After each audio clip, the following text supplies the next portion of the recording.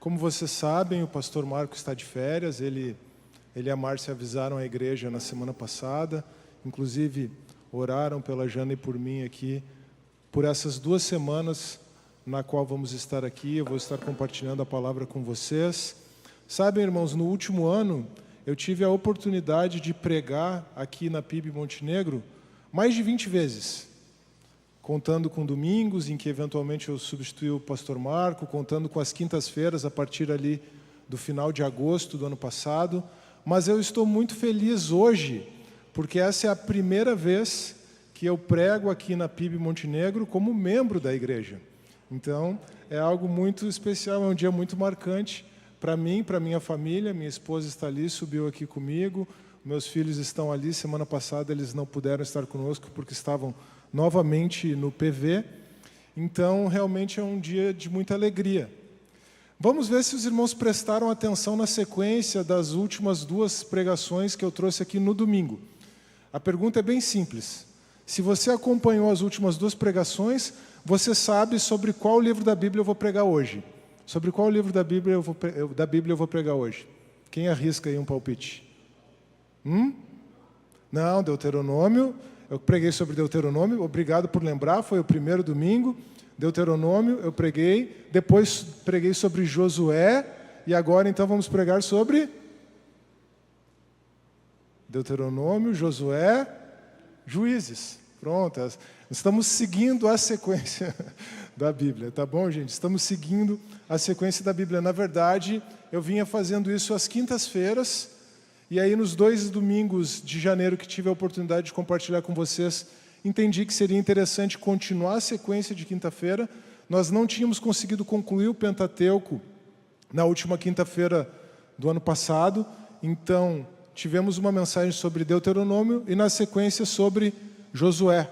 Coragem, você não está sozinho, foi o título daquela mensagem.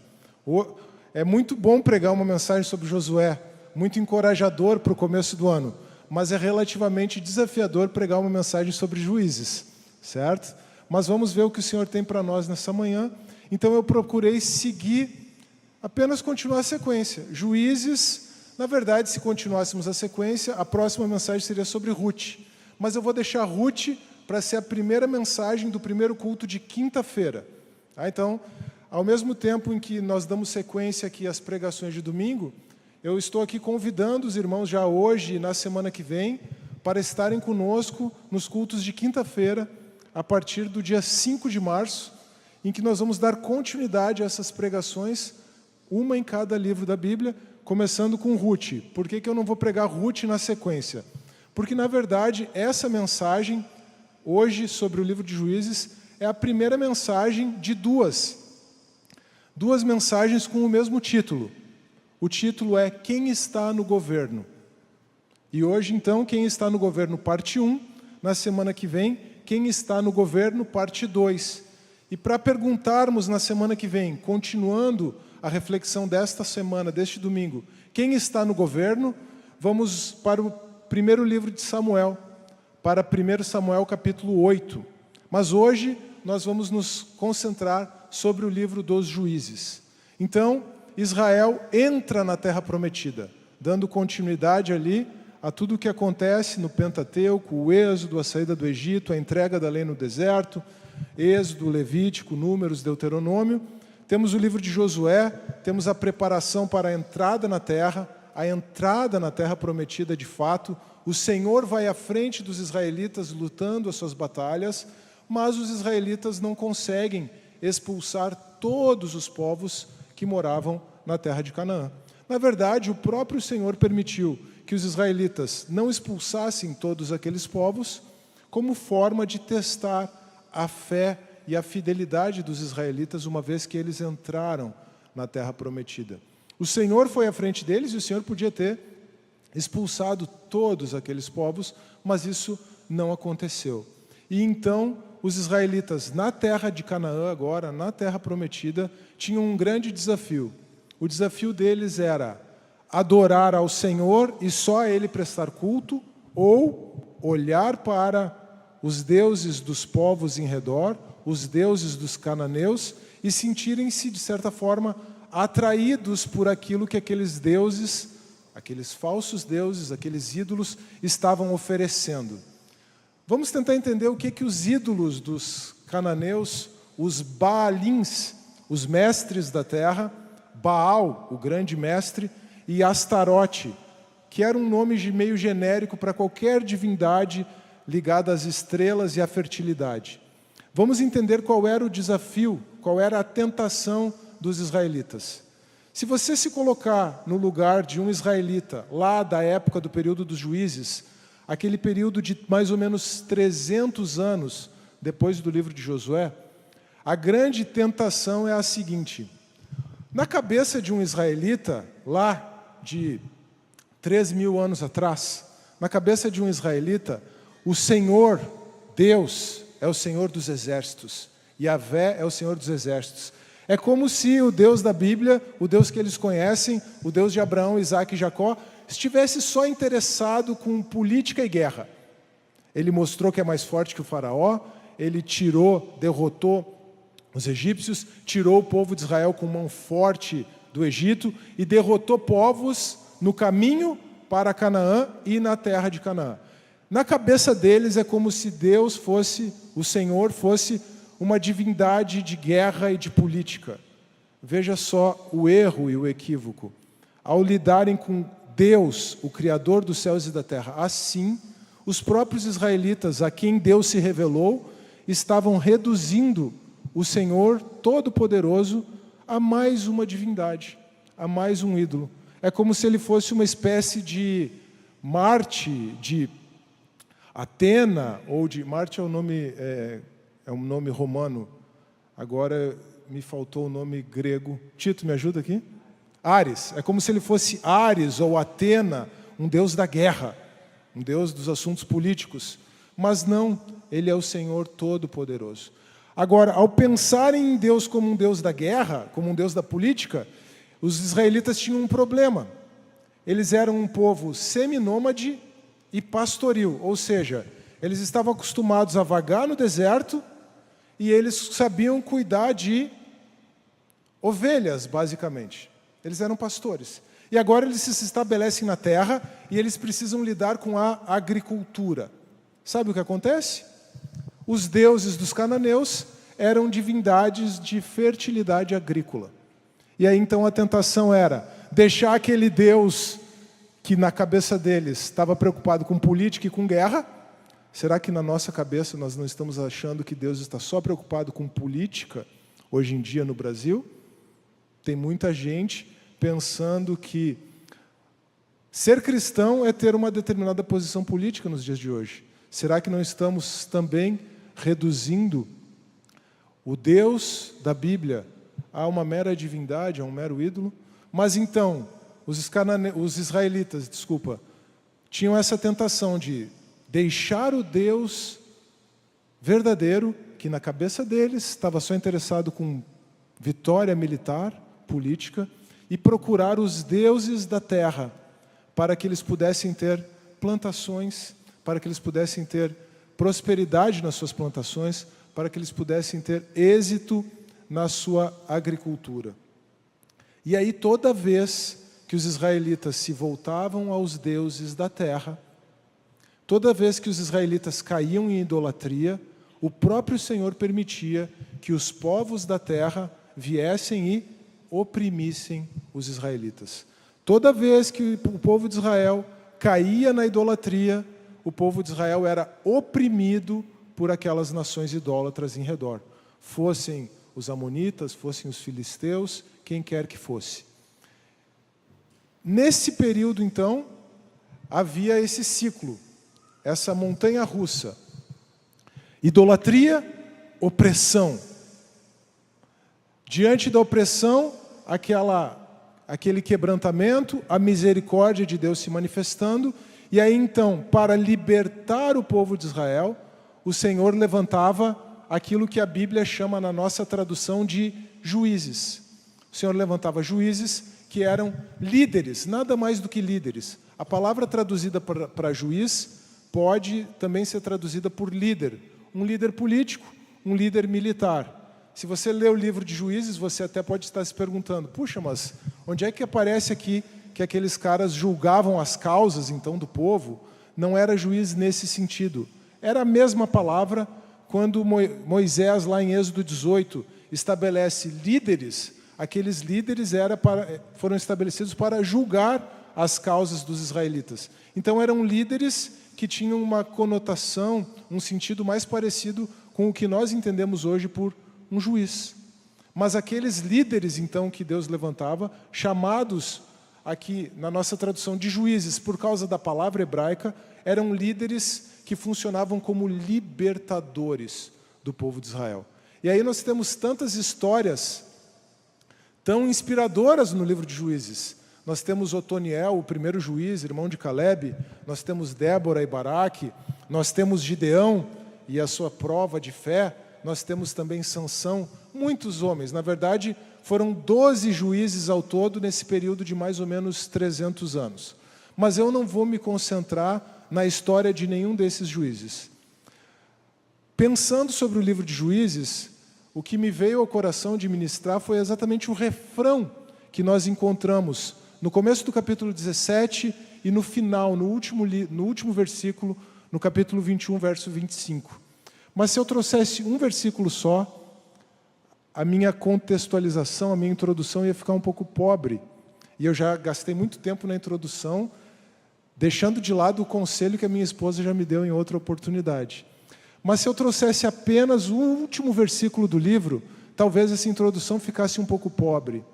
Por isso, nada melhor do que irmos para um resumo do livro que o próprio livro traz. Quantas vezes nós já tentamos resumir as histórias da Bíblia, contar de forma resumida para alguém e talvez nos atrapalhamos. Nada melhor do que a própria Bíblia resumir a história. E existe um resumo do livro de Juízes no capítulo 2, versos 6 a 20. Então eu convido os irmãos a abrirem as suas Bíblias no capítulo 2 do livro de Juízes, versos 6 a 20.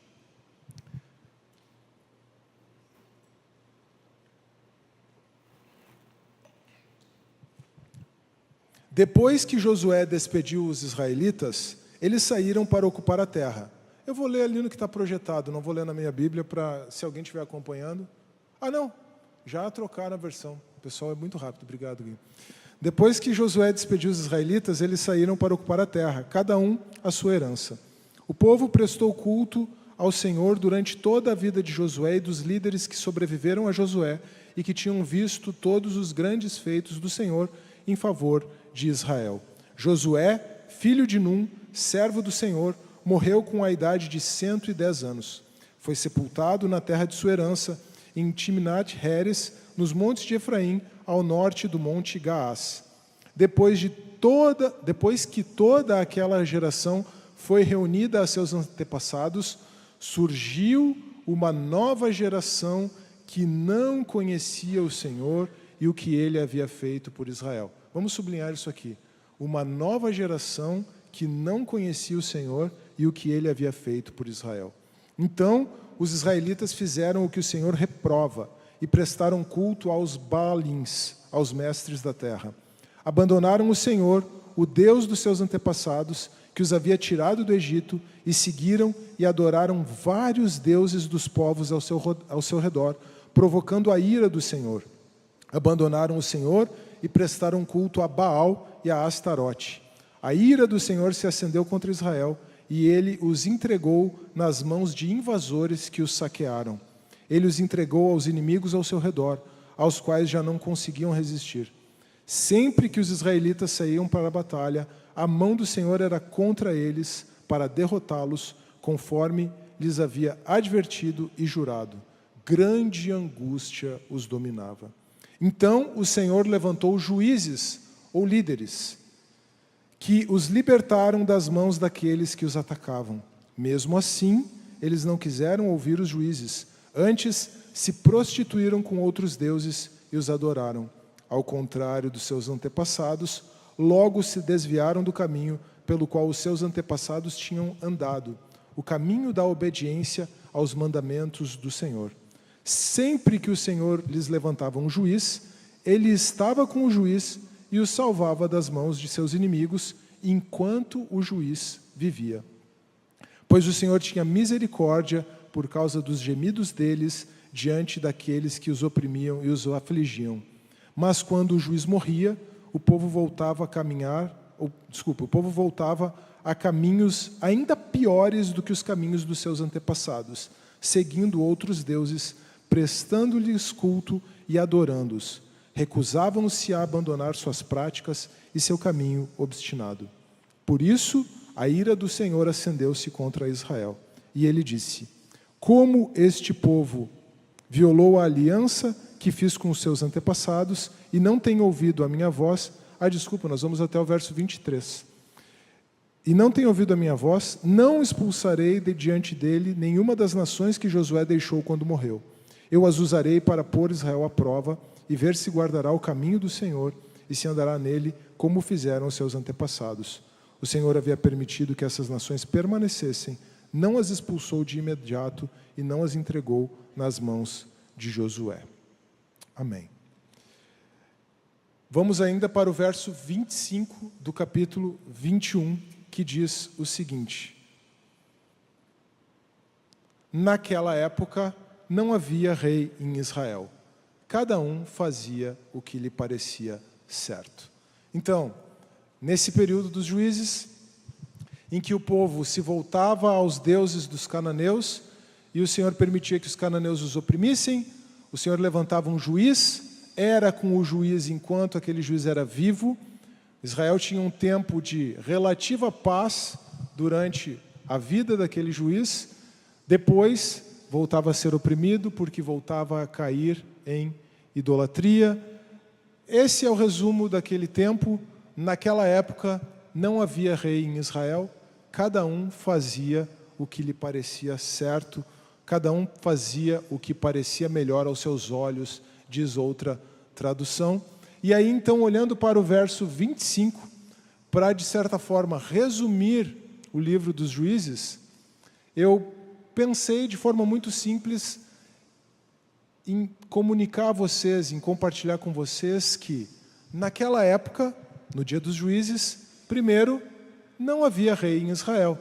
É fácil quando a gente tira o ponto diretamente do texto bíblico. Naquela época, não havia rei em Israel. Então, ao olharmos para Juízes capítulo 2 e o capítulo 21, verso 25, nós vemos que, primeiro, naquela época, não havia rei em Israel. Mas, naquela época também não havia liberdade. Embora o texto diga que cada um fazia o que parecia certo para si mesmo, cada um fazia o que lhe parecia certo, isso não é exatamente o conceito bíblico de liberdade. Então, naquela época, além de não haver rei, não havia liberdade. A liberdade era uma liberdade falsa, uma liberdade apenas aparente. E por fim, como nós vimos naquele resumo da narrativa do capítulo 2, naquela época também não havia paz. Nos dias dos juízes, então, não havia rei em Israel, não havia liberdade em Israel e não havia paz em Israel. Vamos começar com a afirmação que está no capítulo 21, verso 25. Naquela época não havia rei em Israel. Essa frase, não havia rei em Israel, é um refrão do livro de Juízes. Nós encontramos essa afirmação no capítulo 17, verso 6. E no capítulo 17, verso 6, vem essa frase completa. Naquela época não havia rei em Israel, cada um fazia o que era certo aos seus próprios olhos. Então veja, Juízes 17, 6, nós temos essa afirmação. Não havia rei em Israel. Depois, no capítulo 18, verso 1. Naquela época não havia rei em Israel. E depois, no capítulo 19, verso 1. Naquela época não havia rei em Israel. Quando a Bíblia repete alguma coisa, preste atenção. Então, uma das coisas que o livro de Juízes quer comunicar é que naquela época não havia rei em Israel. De certa forma, isso nos indica que o livro de Juízes foi escrito já no período da monarquia, provavelmente durante o governo de Saul. Mas isso não é o mais importante. A verdade mesmo, é que essa é a realidade daquele período histórico. Não havia ainda um rei em Israel. Como nós vamos ver no argumento de 1 Samuel, o próprio Senhor sempre desejou ser o rei de Israel, por isso o povo não precisava de um homem no governo como rei, como os demais povos. Então, a ausência de rei em Israel, de certa forma, é apenas uma realidade daquele período histórico. É como se a gente estivesse olhando a história e narrando um fato, fazendo uma afirmação. O problema, então, ao contrário, talvez, do redator do livro de Reis, do editor do livro dos Juízes, desculpa, ao contrário, talvez, do que pretendeu o redator do livro dos Juízes, o editor dos livros dos Juízes, possivelmente durante o governo de Saul, o problema não era exatamente que eles tinham um rei. Nós vamos perceber na semana que vem que a existência de um rei humano também não resolve nada. O problema não era exatamente que não havia rei em Israel. O grande problema era que naquela época não havia liberdade. Esse é o grande problema. Mas aí você vai me dizer, mas Carlos, cada um fazia o que bem entende. Cada um fazia o que era certo aos seus próprios olhos. Existe liberdade maior do que isso? Você poderia perguntar. Sabem, irmãos, liberdade é um assunto sobre o qual eu me debato há bastante tempo. Inclusive, na semana anterior a eu preparar essa mensagem, eu estava respondendo às dúvidas de uma estudante universitária e de um pastor angolano exatamente sobre liberdade. Eles vieram até mim, uma estudante que eu ajudei na época em que ela era ainda adolescente, estudante universitária, estava evangelizando um colega, e o colega trouxe muitas questões filosóficas, então ela me perguntou, e eu respondi para ela algumas coisas sobre liberdade, e um pastor de Angola, com quem eu tenho contato há muito tempo, me perguntou sobre determinismo e sobre compatibilismo, questões que envolvem liberdade humana. Eu gosto desse assunto, eu estudo esse assunto no âmbito da filosofia. Eu, na verdade, entrei no doutorado em filosofia na URGS por causa disso. Então, se você pensa sobre o que é liberdade, eu penso há bastante tempo sobre isso. Mas eu não vou falar aqui sobre o que é a liberdade do ponto de vista filosófico. É claro que a liberdade do ponto de vista filosófico é poder fazer o que você pretende fazer. É ser você mesmo o princípio da própria ação. É claro que existe um sentido, um aspecto formal da liberdade. Você precisa poder fazer o que você quer para ser livre. Mas liberdade não é menos do que poder fazer o que quer. Liberdade não é menos do que poder fazer o que quer. Mas liberdade também é mais do que poder fazer o que quer. Pelo menos do ponto de vista bíblico. Então, do ponto de vista bíblico, liberdade é mais do que simplesmente poder de agir, certo? Liberdade é mais do que simplesmente fazer suas próprias escolhas, do ponto de vista bíblico. A falsa liberdade, uma liberdade que não era exatamente bíblica, uma liberdade que não estava de acordo com a lei de Deus, no período dos juízes, cada um fazia o que era certo aos seus próprios olhos. A falsa liberdade levou Israel a ser dominado pelos povos em redor, pelos cananitas. E a falsa liberdade, durante a monarquia, levou Israel também à idolatria e levou Israel ao cativeiro babilônico, na verdade, o povo de Judá, depois da divisão dos reinos. Essa falsa liberdade levou Israel à opressão pelos povos idólatras em redor e levou o povo de Judá, depois, ao cativeiro babilônico. A falsa liberdade da época dos juízes era achar que eles eram livres para seguir ao Deus que eles quisessem. Yahvé, o Senhor, vai nos dar vitórias militares? Vamos recorrer a eles. Mas os deuses dos cananeus, os Baalins, Baal, Astarote, ensinam o seu povo, garantem colheitas férteis para os seus povos, para o seu povo, vamos seguir a eles. Essa falsa liberdade levou-os à idolatria e levou-os à opressão. E depois, no futuro, levou à divisão dos reinos e levou o povo de Judá ao cativeiro babilônico.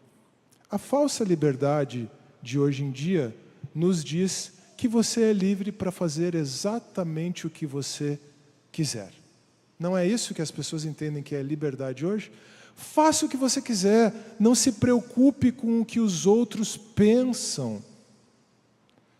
Se cada um fizesse o que bem entende na sociedade, imaginem o caos que seria viver em sociedade.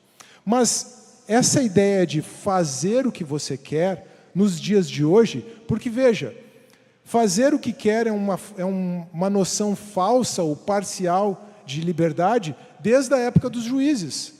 O refrão do livro já diz, cada um fazia o que era certo aos seus próprios olhos.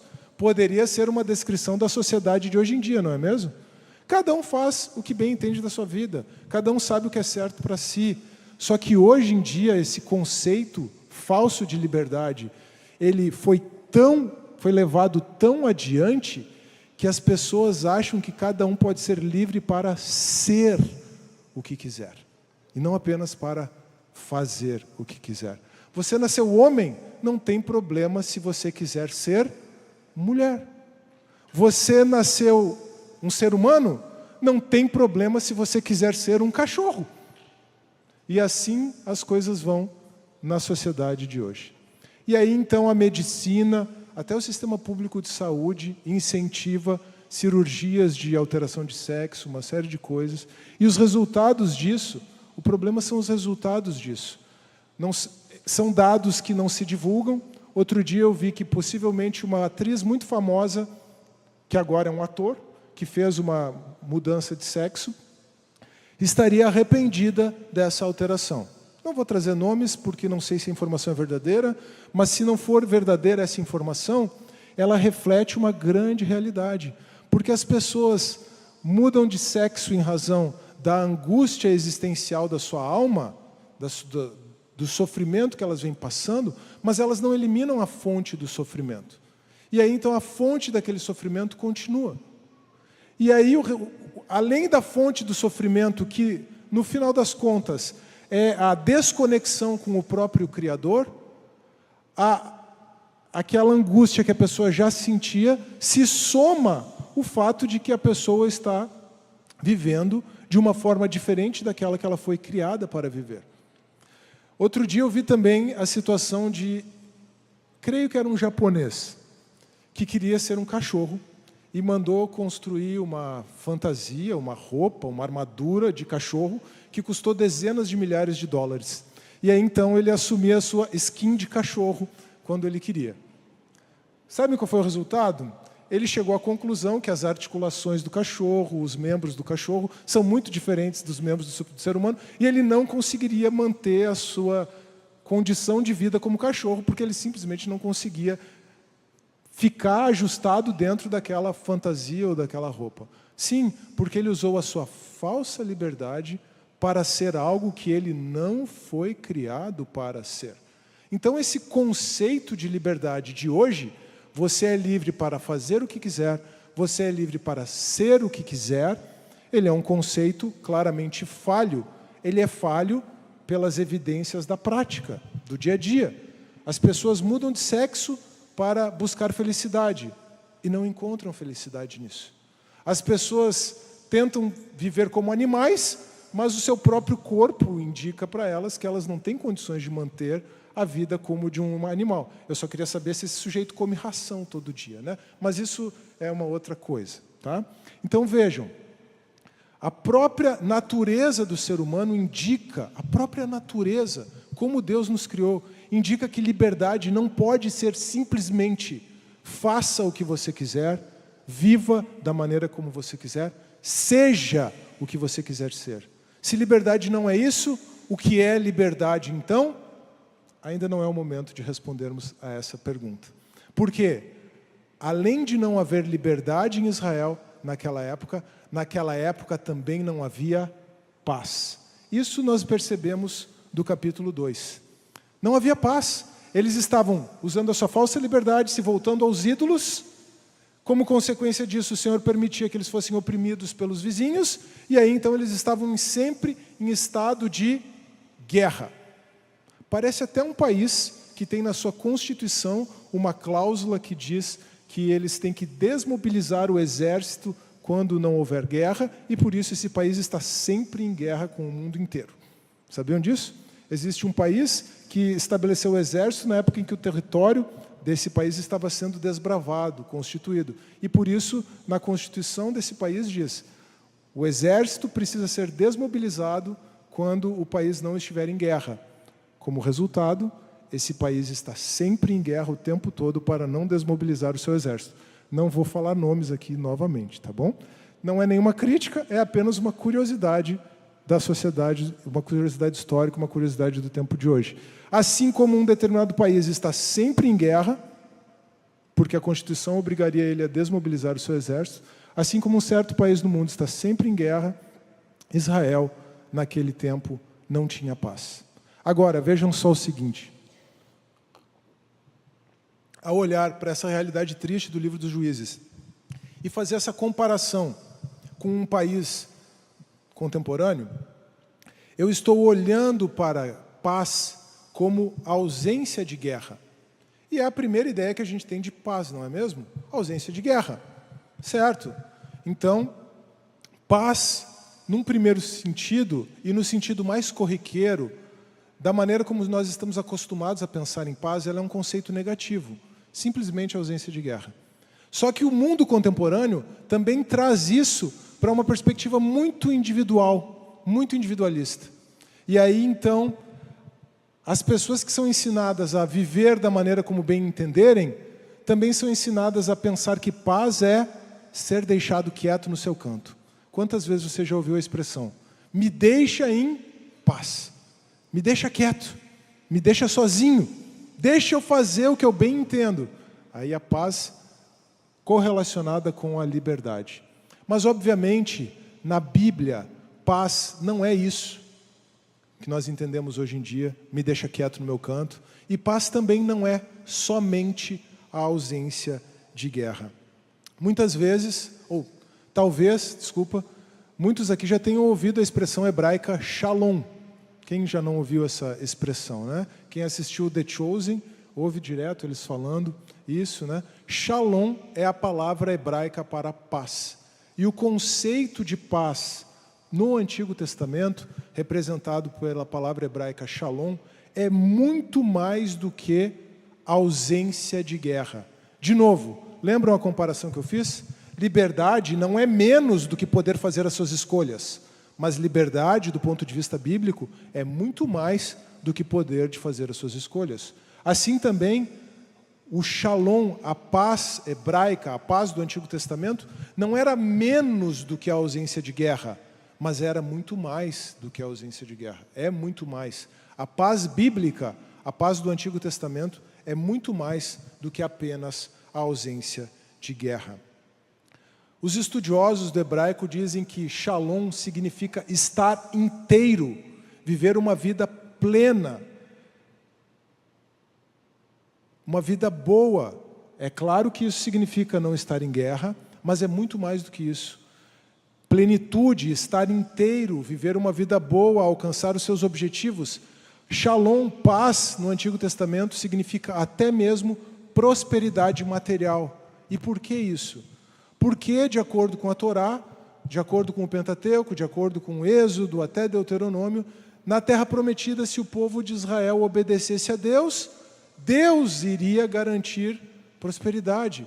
Deus, aquele que eles abandonaram para buscar os deuses agrícolas da terra. Deus, o próprio Deus, o Senhor do Universo, garantiu que iria permitir, que iria produzir, iria fazer com que a terra produzisse em abundância. Então, obedecendo a Deus, o próprio Deus garantiu, nas palavras da sua aliança, que eles teriam prosperidade material. Desobedecendo a Deus, eles teriam não apenas colheitas fracas, eles não passariam apenas fome, mas eles seriam oprimidos pelos povos em redor e, no final das contas, seriam levados em cativeiro. Então, paz era muito mais do que ausência de guerra. Paz tem a ver com uma vida completa, uma vida inteira, até mesmo com prosperidade material. Então, como consequência da desobediência e como consequência da idolatria, Israel não tinha paz naqueles dias, no período dos juízes. Não tinham prosperidade, achavam que voltando-se para os povos, para os deuses dos povos da terra, eles conseguiriam colheitas abundantes. Isso não acontecia e, além de tudo, eles eram oprimidos pelos adversários.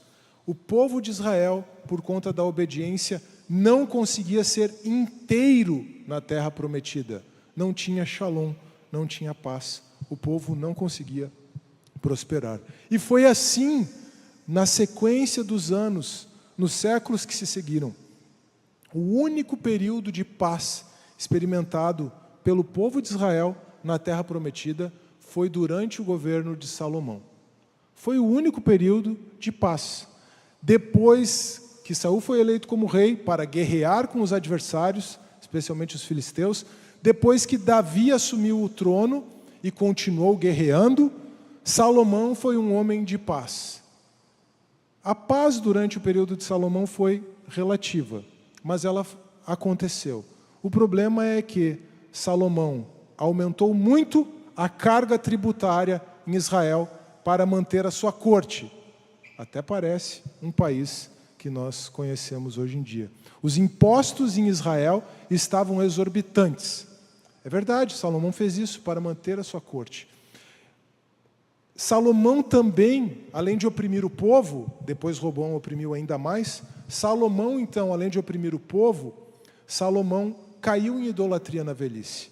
Ele casou com 300 mulheres, arrumou 700 concubinas, obviamente aqui o número é uma hipérbole, 1000 mulheres dos outros povos, que levaram Salomão, o homem mais sábio da terra, a cair em idolatria.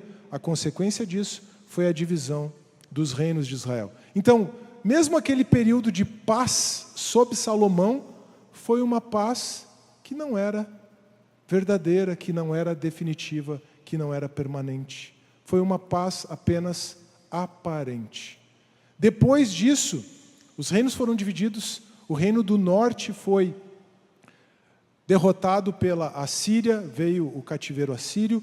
O reino do sul, Judá e Benjamim, caiu finalmente diante dos babilônicos, veio o cativeiro babilônico.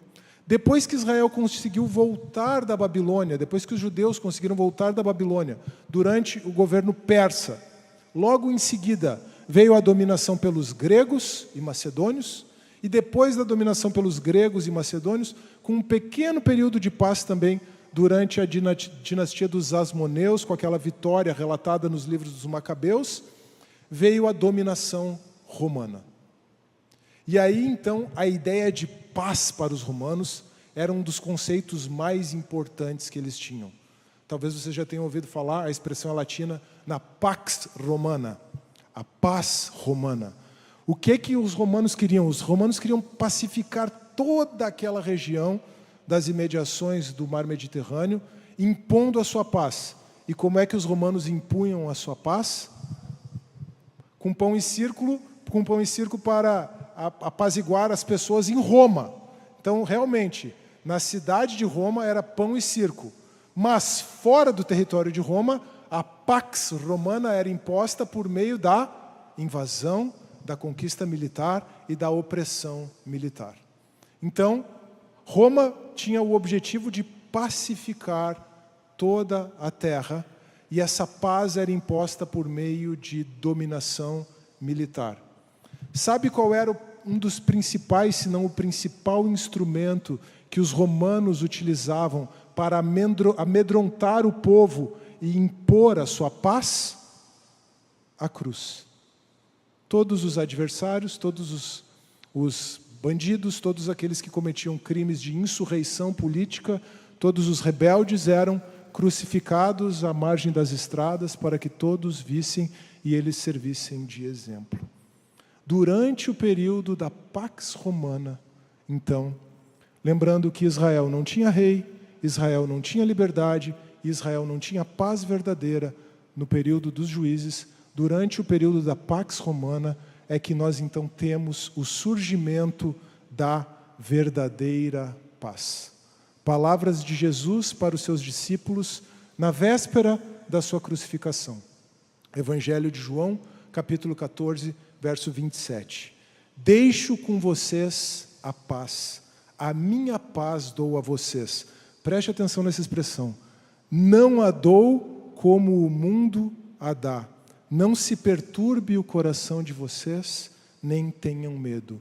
João 14, 27. Jesus está indo para a cruz. Na véspera da crucificação, aquela noite que ele passa com seus discípulos, ele diz: eu deixo a minha paz com vocês.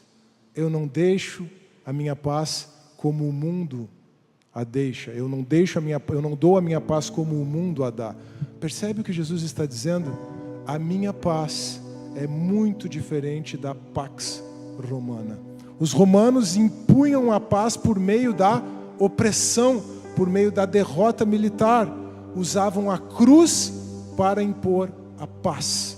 Uma paz falsa, uma paz de sujeição, uma paz de medo. Jesus está dizendo o seguinte: eu vou morrer na cruz por você. A mesma cruz que era o instrumento da Pax Romana. Eu vou morrer numa cruz por você, para que você tenha paz. Paz com Deus, paz consigo mesmo, paz com os seus irmãos. Eu vou morrer na cruz por você, para pagar o preço dos seus pecados, para que você possa viver inteiro, ser íntegro, viver exatamente da maneira como Deus projetou você para viver.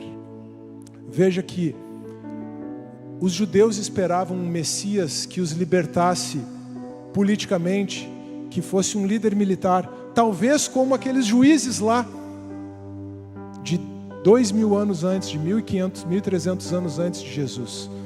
Os judeus esperavam um Messias que fosse um líder político e militar, mas Jesus não libertou os seus discípulos, nem politicamente, nem militarmente. Ele libertou os seus discípulos e nos liberta espiritualmente. De maneira que não importa quais sejam as circunstâncias das nossas vidas, nós podemos estar celebrando o aniversário num dia e chorando com o AVC da nossa mãe no outro. Nós temos paz. Porque a paz que Cristo nos dá, Ele não nos dá como o mundo a dá. A paz de Cristo excede todo o entendimento. Essa verdadeira paz constitui também verdadeira liberdade. Portanto, se o Filho os libertar, vocês de fato serão livres. João 8:36. Se aquela liberdade do período dos juízes, fazer o que é bom aos próprios olhos, não é verdadeira liberdade, o que é a verdadeira liberdade então? Agora é o momento de nós considerarmos o que é a verdadeira liberdade. Do ponto de vista bíblico, ser livre é ser livre do pecado para fazer a vontade de Deus. E vejam, liberdade do pecado para fazer a vontade de Deus pressupõe, sim, ser responsável pelas próprias escolhas. Liberdade não é menos do que ter poder de ação. Mas liberdade, do ponto de vista bíblico, é muito mais do que isso. Porque aquele que é livre, aquele que pode escolher, agora escolhe viver para Cristo. E escolhendo viver para Cristo, capacitado pelo Espírito Santo de Deus, escolhe fazer a vontade de Deus. É muito mais do que liberdade política, é muito mais do que liberdade econômica, é uma liberdade espiritual. É por isso que o apóstolo Paulo, em 1 Coríntios, capítulo 7, verso 22, inclusive instruindo os escravos da época, dizendo para eles: vocês podem estar sendo oprimidos pelos homens, mas vocês são livres em Cristo. Em 1 Coríntios 7, 22, Paulo faz um jogo de palavras tremendo. Ele diz assim: aquele que é escravo é liberto do Senhor, porque não importa a sua circunstância física, não importa a sua condição econômica, o Senhor libertou você do pecado. Mas aquele que é livre, aquele que não é sujeito à escravidão, de acordo com a lei romana, é escravo de Cristo. Então nós somos livres do pecado por causa da cruz de Cristo, para fazer a vontade de Deus. Liberdade para sermos verdadeiramente quem somos, quem Deus nos criou para ser. Essa é a liberdade bíblica. Liberdade de ter a nossa vontade alinhada com o único que é verdadeiramente livre e que não tem limitações, o Deus Todo-Poderoso, Criador dos céus e da terra. Libertos pela verdade, libertos pela palavra de Deus. Jesus disse aos judeus que haviam crido nele: se vocês permanecerem firmes na minha palavra, verdadeiramente serão meus discípulos. Se vocês permanecerem firmes na minha palavra, verdadeiramente serão meus discípulos. Então conhecerão a verdade e a verdade os libertará. Qual é a verdade que nos liberta? Jesus, a palavra de Deus. Viver de acordo com a palavra de Deus é ser verdadeiramente livre. Os judeus que creram em Jesus, de acordo com João 8,31, eram muito mais livres do que aqueles israelitas do período dos juízes que faziam o que bem entendiam. Muito mais livres. Jesus não libertou os israelitas politicamente nem militarmente. Aqueles juízes, ao libertarem politicamente e militarmente, eram tipos de Cristo. Todos os juízes, Otoniel, Débora, Gideão, até mesmo o controverso Sansão, todos eles funcionam como tipos de Cristo, porque apontam para o grande libertador. Mas a libertação de Jesus não é política, não é militar, ela é espiritual. E libertos espiritualmente, pouco importa a nossa condição política, pouco importa a nossa condição social, porque vivemos a liberdade verdadeira, libertos pelo Senhor e pela sua palavra. Ele liberta todos nós espiritualmente. Ele nos liberta do poder do pecado e das garras da morte, porque Ele ressuscitou. Jesus é o único e verdadeiro Rei. No período dos juízes, naquela época, não havia rei em Israel.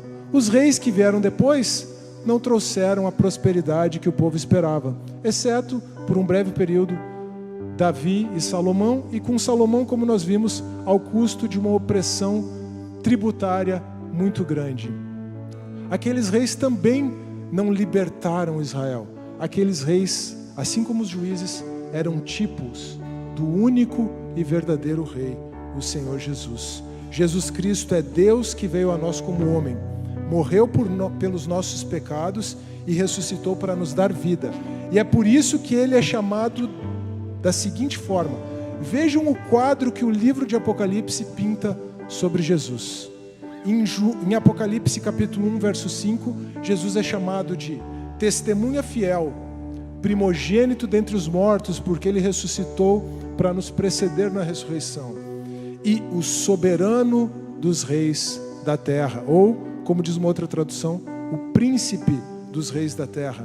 Apocalipse 17:14 diz que o Cordeiro que vencerá os seus adversários é o Senhor dos senhores e o Rei dos reis, e com Ele vencerão os seus chamados, escolhidos e fiéis, aqueles que são libertos por Ele e aqueles que recebem dele a verdadeira paz. Por fim, no capítulo 19, verso 16, aquela visão do Filho do Homem vestido de branco, em cima do cavalo branco, vindo guerrear contra os seus adversários, diz: no seu manto e na sua coxa está escrito este nome: Rei dos Reis e Senhor dos Senhores. Na época do livro dos juízes, podia não haver rei em Israel, mas hoje há um Rei e Senhor sobre todo o universo. Jesus veio para ser não somente o Rei de Israel, mas o soberano de todos os reis da terra, o Senhor dos Senhores, o Senhor dos Senhores. Nele, o Rei dos Reis, o Senhor dos Senhores, e somente nele, na sua palavra, nós encontramos verdadeira liberdade. Nele nós encontramos verdadeira paz. Nesta manhã nós olhamos para o livro de Juízes, capítulo 2, e para o último versículo, verso 25 do capítulo 21. Nós vimos que naquela época não havia rei em Israel. Naquela época não havia liberdade. Naquela época não havia paz. Mas, se perguntarmos quem está no governo hoje, e se formos sinceros com essa pergunta, à luz da palavra e à luz das nossas vidas, nós vamos ver que Jesus Cristo é o Rei dos Reis, não há outro. Em Cristo e apenas em Cristo, a liberdade verdadeira. E Jesus nos dá a sua paz. Eu queria que você olhasse não apenas para o livro de Juízes, eu queria que você olhasse não apenas para o Evangelho de João, não apenas para o livro de Apocalipse, essas passagens bíblicas que nós consideramos nesta manhã. Eu queria que você olhasse para a sua própria vida nesta manhã. Você pode fechar os seus olhos, por favor, e se perguntar: será que eu tenho sido livre? Será que eu tenho usado a liberdade que Deus me deu, as escolhas que eu posso fazer, para fazer aquilo que parece certo aos meus olhos? Ou, liberto pela cruz de Cristo, no poder do Espírito Santo, eu sou livre para fazer a vontade de Deus, livre do pecado para fazer a vontade de Deus? Será que eu tenho paz? Será que eu estou em paz comigo mesmo? Será que eu estou em paz com as pessoas ao meu redor? Será que eu estou em paz com Deus? Será que eu entendo o tamanho, a dimensão e o poder do sacrifício de Jesus, que me trouxe paz, para que eu não apenas tenha paz com Deus e paz com o meu próximo, mas para que eu viva livre do pecado, sendo tudo aquilo que Deus me criou para ser, e não fazendo ou sendo aquilo que eu mesmo bem entendo, ou aquilo que eu mesmo quero, assim como o mundo ensina. Em última análise, no final das contas, será que a minha vida está totalmente rendida ao Rei dos Reis e ao Senhor dos Senhores? Se você examinou a sua vida assim e percebeu que existe algo que você precisa colocar diante do Senhor nessa noite, seja a falta de paz, seja a maneira como você está usando a sua liberdade, seja a compreensão do senhorio de Cristo, talvez haja alguém aqui nessa manhã, que queira entregar sua vida para Jesus hoje. Talvez haja áreas da sua vida que você sabe que você tem exercido sua liberdade de forma equivocada e que você quer sujeitar ao governo de Cristo nessa manhã. Se você fez esse exame, identificou algo na sua vida e quer dar uma resposta ao Senhor nessa manhã, antes de nós cantarmos, eu convido você a ficar de pé. Fique de pé agora apenas aquele que fez um autoexame na sua vida e tem algo a dizer para o Senhor, seja em razão da falta de paz, seja em razão da falta de liberdade, seja em razão da falta de sujeição ao senhorio de Cristo. Amém. Que o Senhor abençoe aqueles que se levantaram nessa manhã. Eu peço que todos agora se levantem para nós cantarmos. Amém. Tu és o anseio das nossas almas, Senhor. Em Ti nós somos verdadeiramente livres. Em Ti nós encontramos verdadeira paz. Não a paz do mundo, não uma paz imposta por opressão, não uma paz para ficar livre no nosso canto, fazendo o que bem entendemos, mas a paz com Deus, por meio do sangue de Jesus. Paz com Deus, paz uns com os outros. Verdadeiro shalom para que sejamos tudo aquilo que Tu tens para a nossa vida, sendo livres do pecado para viver os Teus planos para nós, libertos pelo Filho de Deus, libertos pela Palavra de Deus. Naqueles dias não havia rei em Israel, mas hoje há um único e verdadeiro Senhor, o Senhor Jesus Cristo, o Rei dos Reis, e a Ele nós nos dobramos, a Ele nós consagramos as nossas vidas, a Ele nós nos rendemos. Recebe a nossa oração, recebe a nossa adoração, recebe as nossas vidas rendidas diante do Teu altar nesta manhã, em nome de Jesus. Amém.